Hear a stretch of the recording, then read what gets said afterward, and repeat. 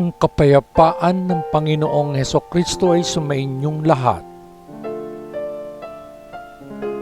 Magandang araw sa inyong lahat, saan mang sulok ng mundo kayo naroroon sa sandaling ito.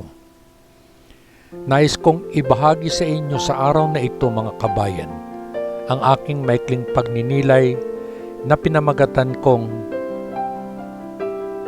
di natin dapat hatulan ng ating kapwa dahil lamang sa kanyang panlabas na anyo.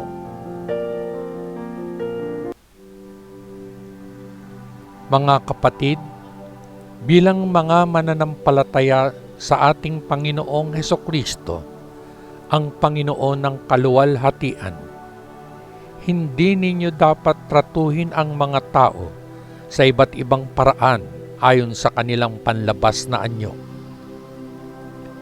Ipagpalagay na ang isang mayamang tao na nakasuot ng gintong singsing at magagandang damit ay dumating sa inyong pulong, at isang dukha na nakasuot ng gulanit na damit ay dumating din. Kung kayo ay magpapakita ng higit na paggalang sa lalaking maayos ang pananamit at sasabihin sa kanya, kunin ang pinakamahusay na upuan dito, ngunit sasabihin ninyo sa mahirap, tumayo ka dyan o maupo ka dito sa sahig sa tabi ng aking mga paa. Pag nagkagayon ay nagkasala kayo sa paglikha ng mga pagkakaiba sa inyong sarili at sa paggawa ng mga paghatol batay sa masasamang motibo. Makinig, mahal kong mga kapatid. Pinili ng Diyos ang mga dukha sa mundong ito na maging mayaman sa pananampalataya at magmay-ari ng kahariang ipinangako niya sa mga umiibig sa Kanya. Ngunit sinisira ang puri ninyo ang mahihirap. Sino ang nang-api sa inyo at humila sa inyo sa harap ng mga hukom? Ang mayaman. Sila ang mga nagsasalita ng masama tungkol sa mabuting pangalan na ibinigay sa inyo. Gagawin ninyo ang tama kung susundin ninyo ang batas ng kaharian na matatagpuan sa kasulatan. Mahalin mo ang iyong kapwa gaya ng pagmamahal mo sa iyong sarili. Ngunit kung tinatrato ninyo ang mga tao ayon sa kanilang panlabas na anyo, kayo ay nagkasala at hinahatulan kayo ng kautusan bilang isang lumalabag sa batas. Ang sinumang lumabag sa isang utos ay nagkasala ng paglabag sa lahat ng ito, sapagkat pareho ang isa na nagsabi, huwag kang mangangalunya, na sinabi rin, huwag kang gagawa ng pagpatay. Kahit na hindi kayo nangangalunya, kayo ay naging isang lumalabag sa batas kung kayo ay pumatay. Magsalita at kumilos bilang mga taong hahatulan ng batas na nagpapalaya sa atin, sapagkat ang Diyos ay hindi magpapakita ng awa kapag hinatulan niya ang taong hindi naging maawain, ngunit ang awa ay mangingibabaw sa paghatol.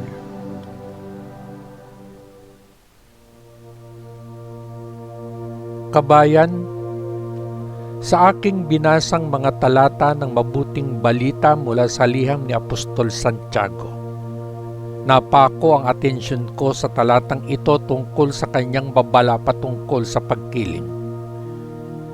Sinabi ni Apostol Santiago sa 2 kabanata 1 talata ng kanyang liham, mga kapatid, bilang mananampalataya sa ating Panginoong Hesukristo, ang Panginoon ng kaluwalhatian, hindi ninyo dapat tratuhin ang mga tao sa iba't ibang paraan ayon sa kanilang panlabas na anyo. Pagkatapos nito ay nagbigay siya ng halimbawa. Ipagpalagay na ang isang mayamang tao na nakasuot ng gintong singsing at magagandang damit ay dumating sa inyong pulong, at isang dukha na nakasuot ng gulanit na damit ay dumating din. Kung kayo ay magpapakita ng higit na paggalang sa lalaking maayos ang pananamit at sasabihin sa kanya, kunin ang pinakamahusay na upuan dito, ngunit sasabihin ninyo sa mahirap, tumayo ka dyan o maupo ka dito sa sahig sa tabi ng aking mga paa. Pagkatapos ay nagbabala si Apostol Santiago sa sinumang gumagawa ng ganito. Ito ang sinabi niya sa kanyang liham. Pag nagkagayon ay nagkasala kayo sa paglikha ng mga pagkakaiba sa inyong sarili at sa paggawa ng mga paghatol batay sa masasamang motibo. Ang masamang pag-uugaling ito ng tao, pagtatangi, pagkiling, ay parang isang virus na pabalik-balik lang. Sa panahon natin, kadalasan itong tinatawag sa salitang Ingles na double standard o kaya na may racist. At real talk lang kabayan, marami sa mga kapatid na Kristiyano ang may ganito ring masamang pag-uugali. Hindi na ako magkukwento ng mga ikinukwento sa akin ng ibang tao. Yung sarili ko na lang na experience at nasaksihan, baka abutin pa tayo ng siyam-siyam sa dami. Kaya yung mga karaniwang mga insidente na lang ang ibibigay ko. Isang halimbawa ay sa transaksyon sa bangko. Iba ang pagkilos at tono ng pakikipag-usap ng bank teller sa isang depositor na mukhang dukha o mahirap dahil sa kanyang hitsura, kaysa sa isang depositor na ang hitsura ay mukhang mayaman at bigatin. Pero take note ha, mga kabayan, hindi ko naman nilalahat. Sa depositor na mukhang mayaman at bigatin, napakagalang at mabilis ang pagkilos ng teller sa kailangan ng depositor. At kung may katagalan ng proseso ng transaksyon, magalang niyang bibigyan ng upuan ito. Pero kapag mukhang dukha naman ang pakikipag-usap ng bank teller, ay may tono ng pagmamaliit, ganun din sa kanyang pagkilos, napakabagal. At kung may katagalan ng proseso ng transaksyon, uutusan niya itong maghintay sa isang sulok kung wala nang mauupuan pa. Ang mga eksenang ito ay kadalasan mo ring matutunghayan sa mga ospital, eskwelahan at mga opisina, mapapumpubliko man it sila o pribado. At ang masakit dito kabayan, ang double standard na pag-uugaling ito ay madalas ding nangyayari sa ating mga hukom sa loob ng hukuman. Ganon din naman sa pagpapatupad ng mga law enforcers ng batas.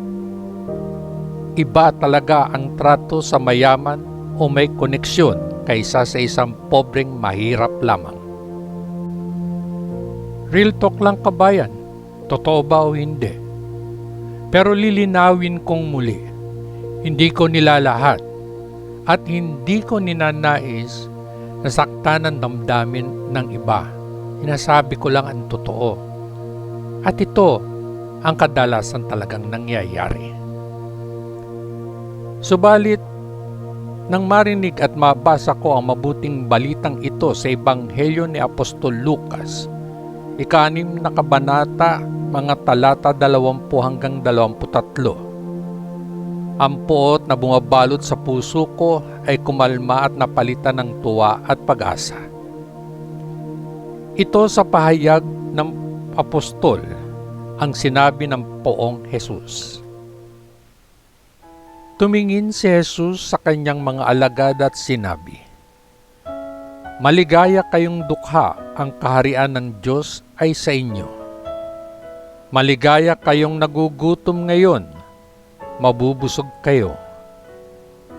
Maligaya kayong umiiyak ngayon, tatawa kayo. Maligaya kayo kapag kinapopootan kayo ng mga tao, itinatakwil, iniinsulto at sinasabing masama kayo, lahat dahil sa anak ng tao. Magalak kayo kapag nangyari iyon at sumayaw sa kagalakan, sapagkat isang malaking gantimpala ang nakalaan para sa inyo sa langit. Sapagkat ang kanilang mga ninuno ay gumawa ng gayon ding mga bagay sa mga propeta.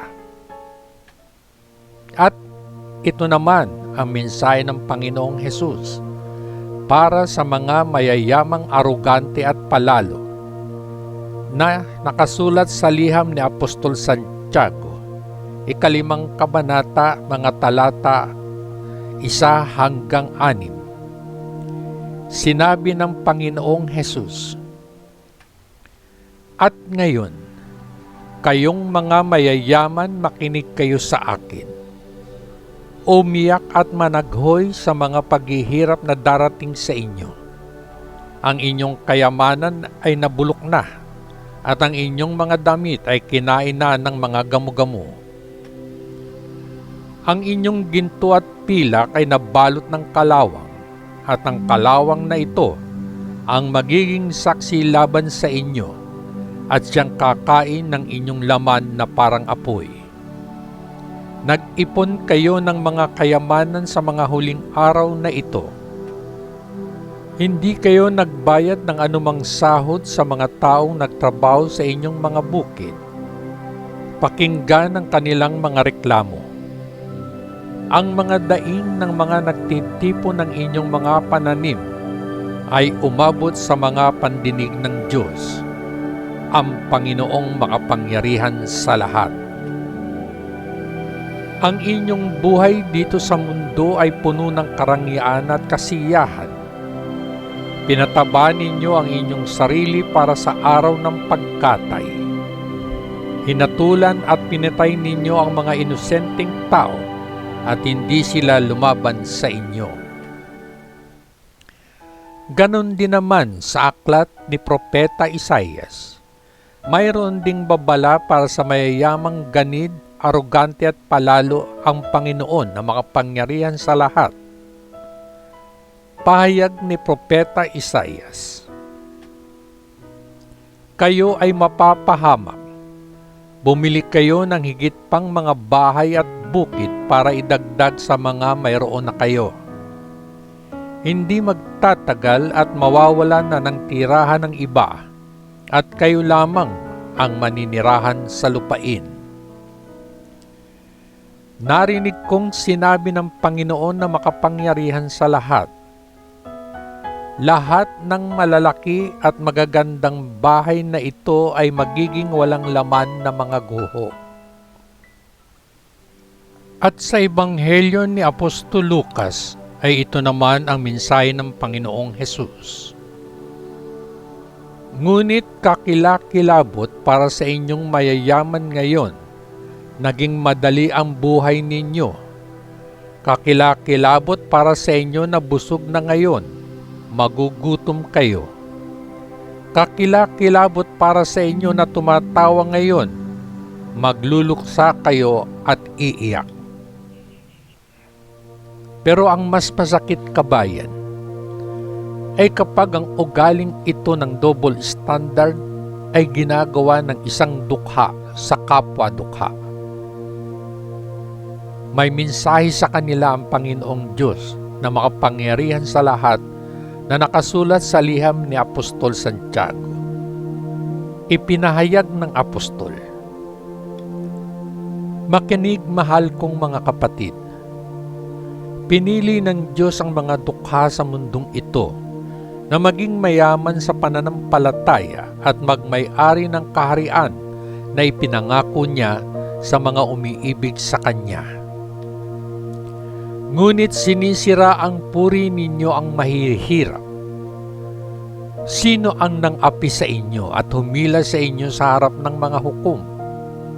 Ang mayaman Sila ang mga nagsasalita ng masama tungkol sa mabuting pangalan na ibinigay sa inyo. Gagawin ninyo ang tama kung susundin ninyo ang batas ng kaharian na matatagpuan sa kasulatan.